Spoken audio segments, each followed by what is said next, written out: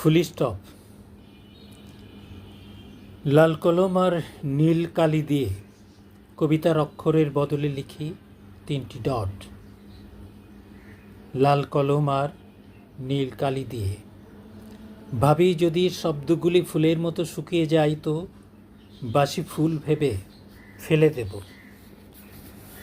নন্দন তত্ত্ব বিষয়ে আমার কোনো জ্ঞান নেই, তবু বিকাল ও সন্ধ্যা জুড়ে এই ধারণা নিয়ে ভাবতে আমার ভালো লাগে। আজ হাওয়ায় চটি পরে হাঁটতে গিয়ে একটা ঘাস ফুলের মতো ছোট্ট মন খারাপকে দুর্বা ঘাসের ভিতরে লুকিয়ে থাকতে দেখে তোমার কথা মনে পড়ে গেল। এখন এই লুকানো শব্দগুলি ঘাস থেকে তুলে আমার জিমেল অ্যাকাউন্টে মেল করে রাখি। লাল কলম আর নীল কালি দিয়ে কবিতার অক্ষরের বদলে লিখি 3টি ডট।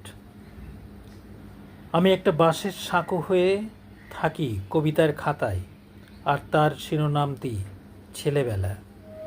সেই শব্দের উপর শীতে গ্রীষ্মে বা বর্ষার জল পড়লে মন উদাস লাগে। লাল কলম আর নীল কালি দিয়ে কবিতার অক্ষরের বদলে লিখি 3টি ডট।